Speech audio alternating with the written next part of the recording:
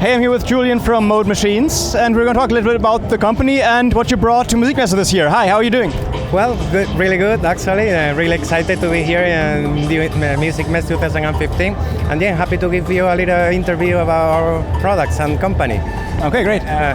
Mode Machines is a German company, although we're quite international. I personally am Spanish, part of the team is Italian, French, and we all work like on the European basis now. And yeah, we like to collaborate with many small artists, small developers as well, give opportunity to all these amazing ideas that sometimes cannot get into production. And yeah, and that's some of the new products we have, especially, well, I'm just saying, if you want, I can give you a small left to right review. So yeah, we will start here from the left, which is, this is my personal invention. It's a Cerebellus. It's a USB MIDI to MIDI transformer. But the what is really cool about it is first it's based on Arduino, so it's totally hackable and open source. We're trying to do this concept in many of our new products to allow users to upload their own firmware and expand the functionality of the devices. And yeah, what is really interesting about this device is that it's got a hub functionality, so you could plug as many USB MIDI devices as you want and merge them into a single MIDI output. This is our prototype. And yeah, right now it's being connected to this core micro key. Is a perfect example to explain how a simple device with just USB MIDI can be transformed into standard MIDI to use with analog gear or any setup that don't require a laptop. And do you also plan to do this with a CV out or CV gate out? Yes. Right now this is the mini version, we call it, and then we will be working in a pro version, which will look more like this, in which we want to add a CV gate and yeah, make it more of a multi-transformer here with more different connections. And yeah, but right now it's just MIDI. The first unit we're gonna get out, it will be really small with just a MIDI output, and the second one will be bidirectional and with CV and gate options. And where do the modules get the power? Do you have to attach an external power supply? The power comes from a micro USB, so it's really simple to find because it's standard from all the phones nowadays, and you just get the 5 volts from there, and it will give you 5 volts to all the devices you want to power there. Yeah. So then, well, we have as well our MIDI Arpeggiator here, which is at the moment being finished, and it's really convenient size factor in our micro mode series, because it's easy to set on desktop or on top of a big keyboard for keyboard players and add that functionality to wherever setup it doesn't have it. Really cool about it is it's got MIDI and USB as well. It's powered through the USB, so for example, this would be perfect to plug into Cerebellus and just have one single cable there for the USB communication plus the power. And then, well, we have here a remake of our Soxbox MK3. We call it MK3, although it's just a aesthetic upgrade.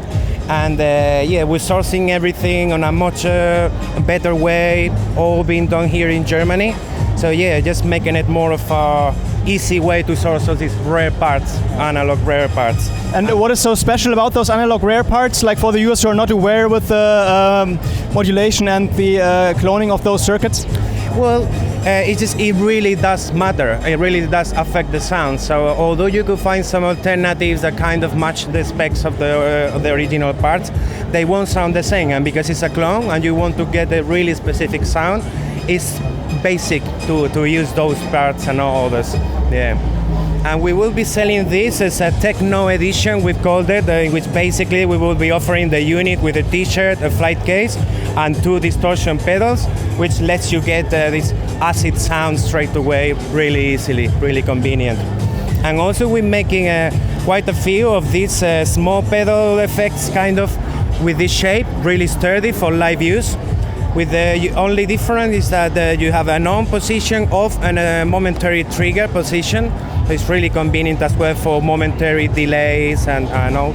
Plus a power supply, which gives you 7 outputs of 9 volts plus one 18-volt output.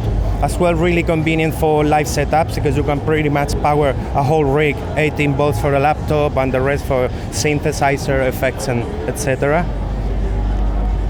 And yeah, this is one of our big guys here. Is the SEQ12, which is a 12-track MIDI sequencer. What is really cool about this device is the first that it's like a screen, so you can all the time see very easily what you're playing. Like in this situation, we've got here a kick drum. It's really easy to see and program different rhythms just by a visual way.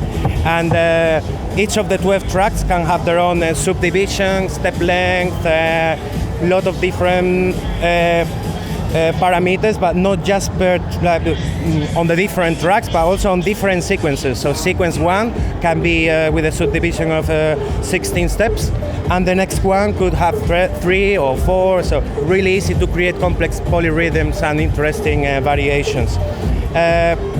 What is really interesting as well, in jam mode, you've got like an Ableton Live clip view kind of scenario where you have mutes here, and from left to right you have the evolution of the different sequences. So it's really cool to just perform live, and you can have certain tracks playing by hand or automatically you program all that behavior in song mode, which is a general way of programming the whole arrangement, and it depends if you want to play by hand or you want the whole thing to play by itself.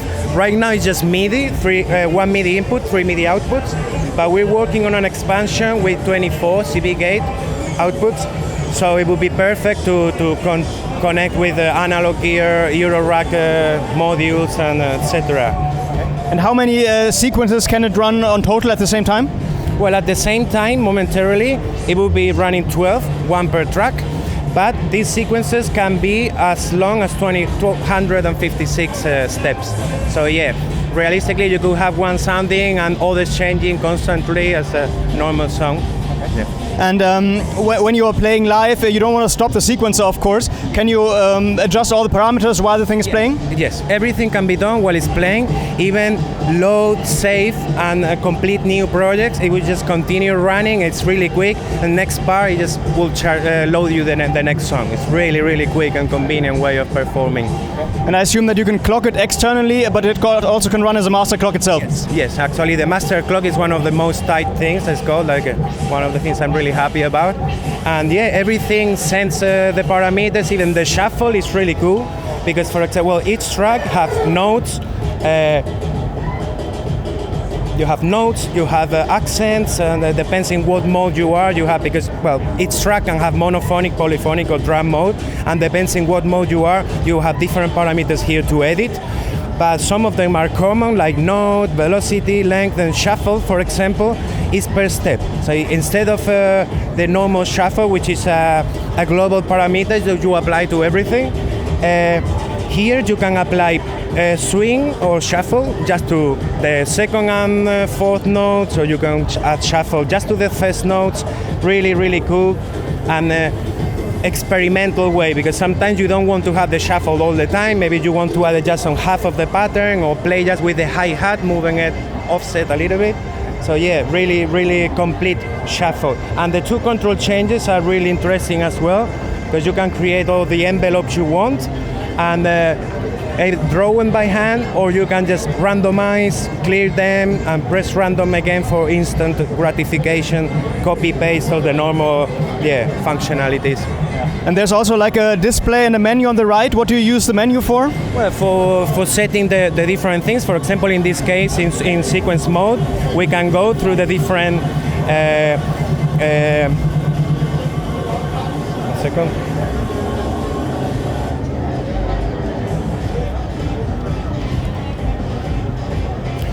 Here's where you edit, for example, the step length of each of the sequences, the clock subdivision, the 2 assignable control changes, the MIDI channel, well, MIDI output, because it's got 3 MIDI outputs, the MIDI channel, and the type of track, like it's a monophonic, polyphonic, or drum mode.